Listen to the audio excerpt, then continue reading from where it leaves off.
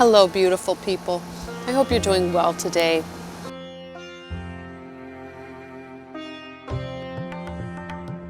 Hello and hello. It's me, Melody. Welcome back to my channel, and welcome for the first time, if it is your first time. Today, I just want to do a check-in. This is going to be structured a little differently than my other videos for good reason, because dealing with COVID, dealing with self-isolation, dealing with a wave of emotions sucks. This sucks. So that's what I'm going to talk about today. I'm doing a throwback to my classroom where I would just do a check-in with my students and we would be real with each other. So to all my students from the past, from this previous, most recent year, sending you so much love. And with that, let's get started.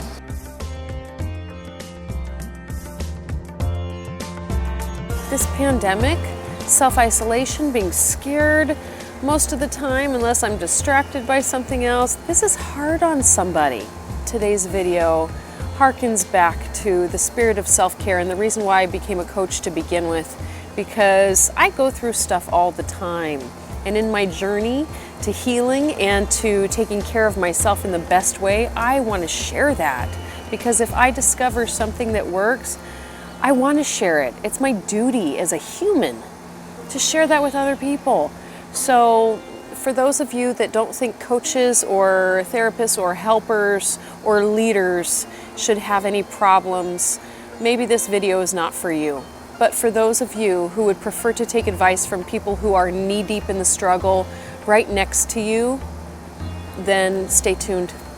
This stuff is very, very hard. It is difficult being scared for your loved ones, being scared for yourself, being isolated from people you love.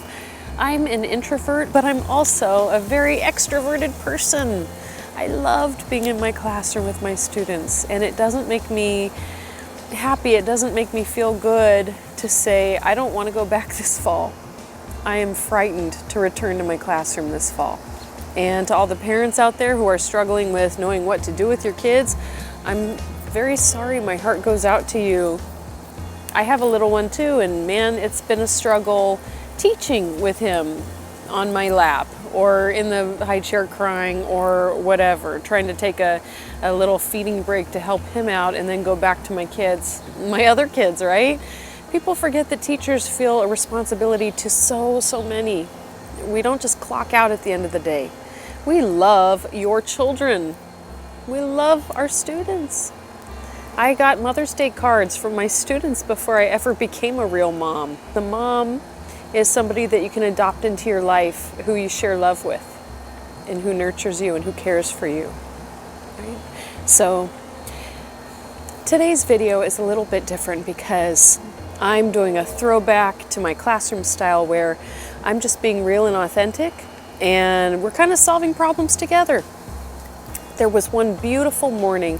Well, I guess to me it's beautiful in retrospect because I went in there having had a difficult conversation. While I was on the way to school, I checked in with my mom and we had an argument that morning, and I came into my first period class sad, you know?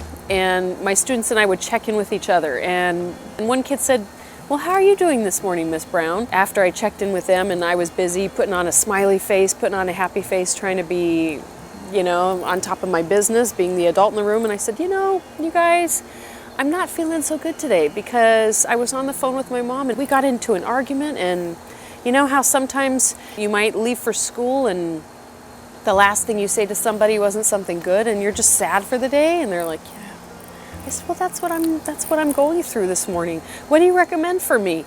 And my beautiful, beautiful students had wonderful things to say to me. Well, Miss Brown, you tell us to do this, or you know what, I like to do this, or you know what, and this was maybe I don't know if this was this previous year of 1819 or 1920. I can't remember which school year it was. Things are a blur.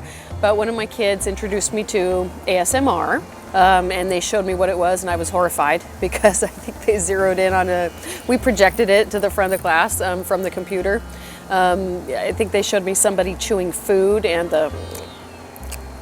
And I was like, this is disgusting. This is something you like? And they're like, well, yeah, let me show you this other channel, the Crinklies. And they just thought that was great. And I appreciated them sharing, even though I haven't invested myself in ASMR to feel better. I was so touched that they gave me some really good recommendations from their heart. And I just thought that was one of the best days. Coming back to today in this video. Each week I've been trying to provide some good content, trying to think about things that are useful. And in my search for being useful, I always want to be authentic. So today I'm being very authentic in telling you I've had a crappy week. I have had some difficult days where I'm just depressed, I'm sad, I'm angry. I watched a YouTube video from Brene Brown recently. She was being interviewed by somebody who I don't know who he was. And she was discussing how a lot of us feel guilt because, you know, we come home and we have electricity, we have running water, we have a home to shelter in, we have jobs that might be flexible and let us work from home, we have a fridge of food, we have this, we have that, but we still have grief.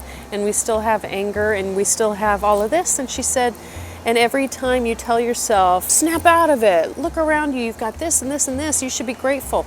She said every time you do that, you are actually shaming yourself. And that's a lower vibration emotion, and we gotta quit doing it.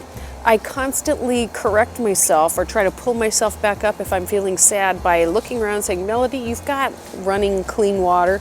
You have electricity, you have a roof over your head, you have some security in the bank, you have this, you have that. And that is a great reminder.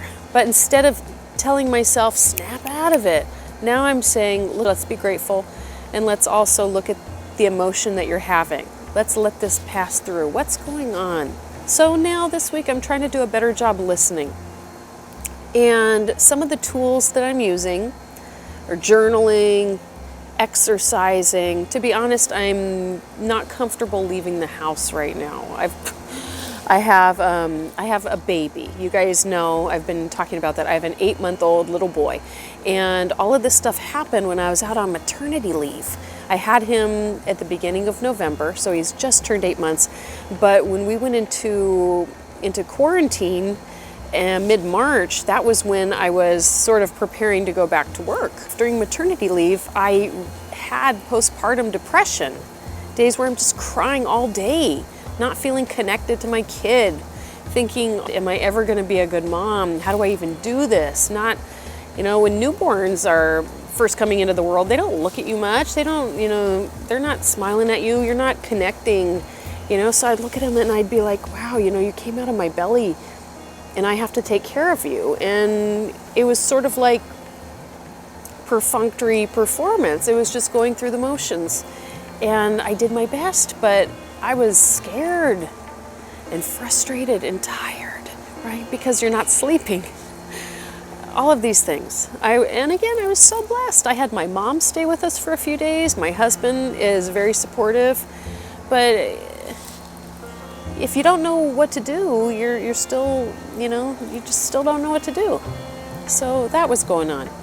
Those who suffer anxiety before pregnancy have anxiety afterward, during the recovery period when your body's acclimating again to not nurturing a baby inside. So I was dealing with that.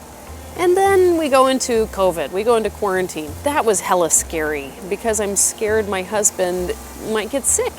He works at a hospital. He's an essential worker, as they say. There was just so much shock. And I think I have that in common with everybody else right now. Shock, grief, feelings of loss for not being able to go back to our normal way of life. Some of my close friends, dearest family members are mixing it up, and I just don't agree and I don't feel comfortable. So, I'm going further into maybe lockdown mode. I don't know. I'm doing what I do to have to feel good, and that's been a lesson right now. Honor your own ideas, your own voice. Lesson number 1 of COVID. Honor your own ideas, honor your own voice. The people pleasing has just got to stop. I have insulted some of my friends by not wanting to have them over to visit my baby, even some family members, and I've had to stick to my own opinion and honor myself, being like, you know what, I'm just going to make a choice that's best for me and my family, and that just has to fly. I can't apologize for doing what I feel is best based on science. Most important tip number 1, letter A, I needed to get the heck off of Facebook and the heck off of social media and the news. I needed to stay out of the chatter. I needed to stay out of the big old cloud of incessant voices and opinions, because there's a lot of anger there. There's a lot of sadness. There are people being pulled in multiple directions. I needed to pull back and just hear myself and check in with myself and do that good old thing that I talk to all of you about so frequently. Look and listen and name, right? Notice and name things. What did I call it last week? Looking and listing? It's alliteration, right? At any rate, just pull back. Be in the body. Be in the present moment reality, right? And that helps me snap back and out of whatever grief wave that I'm feeling most of the time. It might come again in 10 minutes or in 5 minutes or whatever, but I'll do my best again, to just let it pass. Lesson number 2 from COVID has been try to be patient with myself. I know I talk a lot about that, but my goodness, isn't that the truth of right now? Every day is different. And so if I feel like crying, I'm letting myself cry it out. Get those chemicals out of your body. Be patient with yourself. Let yourself let it out. We actually cry because there's a built-up chemical in our body, in our bloodstream, from the anger, from the frustration, from the sadness that needs to come out. That's why after we cry, we feel better.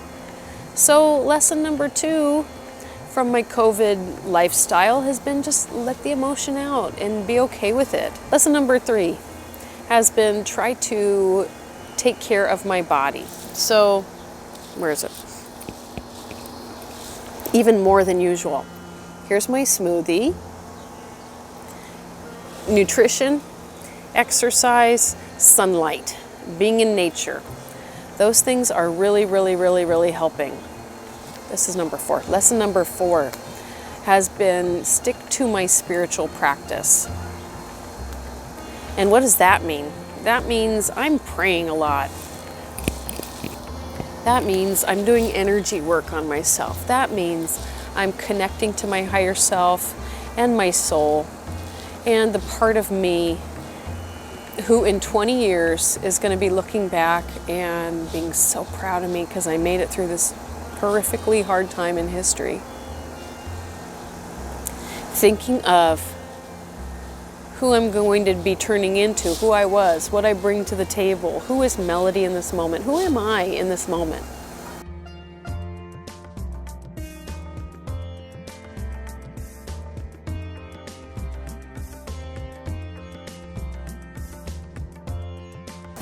Lesson number 3.